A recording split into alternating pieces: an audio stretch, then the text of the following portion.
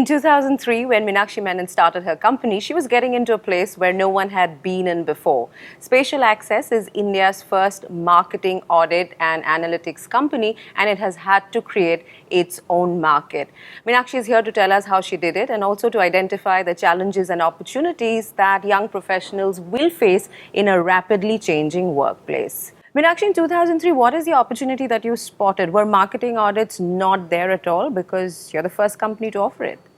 In 2003, you must remember the decade that had gone before that was the whole liberalization.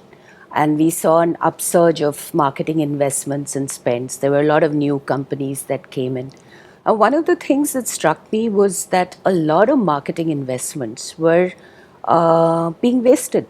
And there's this famous Lord Leverhulme comment about which 50% of my marketing budget, advertising budget is a waste. I wish I knew. I know it's 50%, but I don't know which 50%.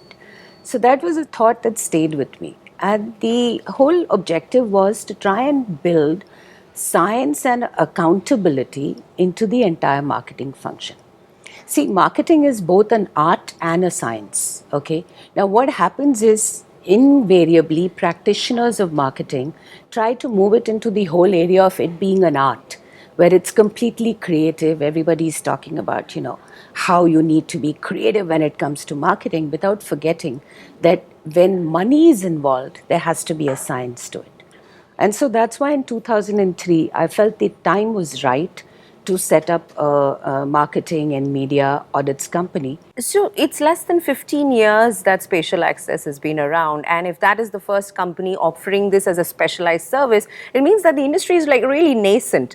How much has it evolved in these 15 years, would you say? Okay, in 15 years, what has really happened is that the entire environment has changed dramatically. I think the kind of change we've seen in the last decade has been phenomenal, okay, which has brought in big opportunities but also created a huge new set of problems for marketers. Interestingly, we were the first company that started this service, launched with this service, and today we're still the only company that's working in this area. And I find that itself is telling. And the reason why it's telling is because the entire ecosystem of marketing and advertising, unfortunately, has not been able to keep pace with the times. And that's the fundamental problem that we see today. Every aspect of marketing and advertising has problems attached to it. You don't have the right kind of talent, you don't have the right kind of research, you don't have the right kind of measurement. So, in some ways, the fact that the entire world has changed, but advertising per se and marketing to some extent hasn't really been able to make those, significant leaps ahead. You spoke about talent, and I'm really curious. Do you find that the kind of people you need in your business that you look to hire, are they easily available? And actually, what kind of people do you look to hire?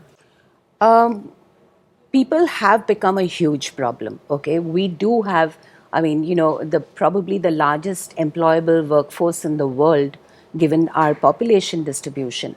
But the fact of the matter is that when kids come out of college, they're not employable. And to that extent, the guys who are employable have a plethora of options, and therefore the cost of hiring talent has steadily been going through the roof. So you have guys who are good but need to get better, and even before they can get better, they are poached by different organizations. So as a result of which, we have this very strange situation where there's a small group of individuals, small meaning relatively small compared to the population we are looking at, a small group of individuals who've got access to more opportunities than they need, whereas there's a large group of individuals who don't have access to those opportunities. So even with employable talent today, we are seeing a very clear distinction in terms of, the are employable and are not employable. And that's a big problem in business today. What is the kind of solution that you have employed in your business? How are you sort of bridging that need gap? Okay, what I find within our company is that I'm much happier recruiting raw and then training them and skilling them in the direction that my company needs, which again, because we're specialists and, I mean, we don't really have competition, so people are not that keen on hiring specialists who work with us, which is one way of being able to retain our manpower. So we have, among the lowest attrition rates in the industry. The second thing we do is we actually do a lot of refreshers among our staff because things are changing so fast. Even if I look at, let's say, a simple thing like using computers, okay? Microsoft keeps changing and adding newer features. And if I look at Excel today versus Excel 5 years ago, it's a huge difference. PowerPoint today, PowerPoint, the current version that we are using versus the previous version, is again, head and shoulders above. Now, staff need to be able to use the latest technology and use it in a very easy and comfortable fashion. And the fact is that people are extremely agile when it comes to technology. We're seeing that. I mean, you give somebody a new phone, and before you know it, they've been able to navigate themselves around that. Absolutely. So, you said that you prefer to get people in raw because the talent you need is not out there. But if I was starting out today and I was listening to you speak and say, okay, what is marketing? How do I get into the work that Meenakshi does? What is it that I need to do? What would be the ideal talent qualification for you? Okay, given that we do a lot of analytics work and a lot of our work is sort of based on numbers and data and analysis of data, there are essentially three sets of skills that we are looking for. Okay, the first is we want people to be numerate. When I mean numerate, they have to be easy and happy with numbers. What has happened is our traditional education system instilled a fear of mathematics in people and at the same time trained them. But today, a lot of people do not have the ability of being able to think mathematically, do sort of mental maths, solve stuff. So the first thing is numerate ability. The second ability is communication. It's critical that you're able to communicate an idea, not only verbally, but also in the written language. Now, what I find is accents are different, okay? We do not have a problem with accents. There are people who speak with a pronounced South Indian accent or a Bengali accent. Accents are irrelevant, and that's, one word I want to get across to people. An accent does not matter. Don't try and roll your R's and sound American. That doesn't work. But be able to communicate. You should be in a position to write a letter, write an email, understand, how do you communicate in a professional... Clarity. So what's the third point? Okay. The third point is the ability to deal with people. You work as a team. Most organizations need teams. They do not need individual rock stars. And what I find is that a lot of people think, I need to be a rock star. No, you cannot. In a corporate world, you need to be a team player. Right. So Meenakshi, if I kind of take you back to your career, you started as a professional. I think it was Lintas and then Z, then you set up Cara. What made you make that leap from being a professional to becoming an entrepreneur? And how was that journey for you? I think I've had a fabulous career. I think, I've been very lucky at the point when I started my career, because in 1980, when I joined advertising and began with Lintas, advertising was still up there. It was one of those, highly desired careers. Everybody wanted to get into advertising. Things have changed since, but in those days it was fantastic. I also had the big blessing, I would say, of having fantastic bosses. Okay, and that's like, you need mentors in your career. You need people you can look up to. And I had some of the best people in the business, whether it was Alec Padamsi at Lintas or Shinu Sen at Levers or Subhash Chandra at Z. I've had these great visionaries that, I learned from. And it's been a lot of fun. Now, as a career person working within organizations, you don't really know whether or not you're an entrepreneur. But in 1996, when I set up Kera, I was setting up a Kera company for an international player. And that's when I first tasted blood. And I said, I can set up a business. And if I can do a successful job of setting up a business, why don't I set up something for myself? But again, a business that is based on an intellectual premise and not a trading business or a manufacturing business. What were some of the biggest challenges that you faced after you turned entrepreneur, and how, basically, I want you to share experiences and learnings. Okay, the interesting thing about turning an entrepreneur is that you can become an entrepreneur in two kinds of, let's say, environments. Okay, one is an environment where the concept that you are launching is welcomed and supported by the environment, and one is an environment where the concept you're launching faces a lot of resistance. Now, I was fortunate enough to be launching a new concept in an environment that resisted this concept. Okay. You were not a very popular person for a long time in the marketing industry, were you? No, I am not. I was not. I am not today, and I will not be popular because I think my responsibility is to marketeers, and that always creates some form of clash. Okay, because all of us need to be very clear about which side we are aligned to. It's not like Indian politics where you can, align yourself to the right and then swing over to the left immediately. So, as a result of which, I launched a business in an environment where there was a huge amount of resistance. Now, when you launch your business, that is the time when you really understand the difference between true friends and supporters and, what do you call them? Sort of, muh bole bhai. Okay, because what happens is when you're in a tough spot, then that's when people actually, you can separate the wheat from the chaff. The other thing, big lesson I learned as an entrepreneur is every entrepreneur needs to have somebody who will be brutally honest with them. What happens very often is your friends and your family want to support you. So they keep saying to you, this is great, this is fantastic, don't worry, this will work, you're doing a fabulous job. You need the doubting Thomases. You need the guys who will run you down. You need the guys who will say, this idea does not work. So you need to have that kind of pushback because that pushback helps you. So the digital world has changed everything enormously. What are the opportunities that you think it will offer professionals, people who are starting careers and who want to get ahead? I think the environment and the opportunities today are absolutely immense. I mean, in many ways, but first of all, for us in India, this is a fabulous time.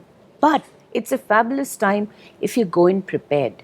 And that's my advice. I'm involved with education, I'm involved with educational institutions. My advice to everybody is go in prepared, because what happens is if you are prepared to convert current opportunities into opportunities for yourself, that gives you a big step up in your career. So when you go into an organization, do your homework about that organization. So many people join companies without even knowing anything about the company. Now it's like, understanding the environment, the ecosystem in which you're going to be part of. Do your homework, invest in yourself, and the opportunities are there. When you say invest in yourself, how do you value learning as you earn? Learn and earn, which is basically get started and then do online education, continuous education. How do you see that? How do you assess that, and is it valuable to a young professional and to employers like you? Okay, in my organizations, all my organizations to date, all my appraisals have had one aspect which I call self-development. Okay, self-development could be a variety of things. It could be people reading up on their subject. It could be people doing courses. It could be people today attending webinars on subjects. So even now, out of the 40-hour work week that we have, we encourage everybody to spend 10% of that time 4 hours a week on self-development, where they are encouraged to read up on the industry they are in, or read up on new technology or new software. And I think it's fundamental for all of us, including me at my age and with my experience, to be able to contemporize my knowledge on an ongoing basis. So when you look at the young people who are getting into the job market, how do you read them? Do you see them, understanding that this is the right attitude to have, or do you see a sense of, there are lots of jobs, we are getting out there, and we'll be okay, we'll ride the wave? I am unfortunately extremely disturbed by the kind of kids I see coming out of institutes today. Okay, there is a sense of complacency about them. What happens is a lot of people who pay big fees for courses that they do, like somebody who comes out of MICA or an ISB or an IIM less so, but MICA and ISB definitely, or Symbiosis, have paid high fees to do those programs. So when they come out of there, their attitude is, I've done this course, I have this degree, now I need to cash in. Okay, which is completely wrong. Which is why today in my organization, we don't recruit people from top rung institutes. We recruit people from number 2 and number 3 institutes, because the number 2 and 3 institutes have the hunger, they have the passion, they want to grow. And that really is something that is a big concern, because these are supposed to be the Ivy League institutes in India. And if the Ivy Leaguers are coming out with the wrong attitude, they're losing out. And guys who are coming from the rung 3, rung 4 institutes, my advice to them is keep that hunger, nurture that hunger. Okay? Know that you're not as good as the best. And that's what makes you fight. And that's really what I would say to every student. You may think you're good, but you're not as good as the best. Accept that. Because for every Ivy Leaguer in India, there is an Ivy Leaguer in the US. So somebody who's coming out of MICA should have been coming out of Harvard if they were really that good, or Yale or Princeton or one of those institutes. So keep the hunger alive. What makes you what keeps you hungry? What keeps you motivated and inspired? Oh, so many things. I mean, for me, every single day, okay, when I wake up, I'm saying, what is the new thing I'm going to learn today? And because I have so many interests, every single day when I go to bed, I know that I've learned something new in one of the areas that I'm interested in. Which is the other thing. I would advise kids today to have passions, have interests other than your work. Because those passions and those interests actually bring a fresh perspective to the work that you do. It could be anything. It could be old Hindi music, it could be trekking, it could be cooking, it could be Indian languages, anything. But have a passion, have an interest. And for me, the process of education and the process of learning ends only when you're dead. And even at that point of time, if you believe in, rebirth of the soul, that still continues. What role do you see online education playing for young professionals who have started careers already? I think the online world itself is a hugely educating environment, okay? And the entire ecosystem of the online world, if you're able to harness that, is brilliant. I mean, if your idea of online is, Facebook and Twitter, then just, get yourself a life. But online education, formal education, I think is fantastic, because there are so many different organizations that are offering, both formal, informal, semi-formal, free online education, paid online education. I think it's a great way of people actually learning skills, improving their qualifications, and being able to actually internalize a new set of factors. Now, what happens is with online education again, and I've seen this at first hand, because I have a young daughter who's a great proponent of online education. There is a tendency to lose focus halfway through the course, and sort of stuff peters out.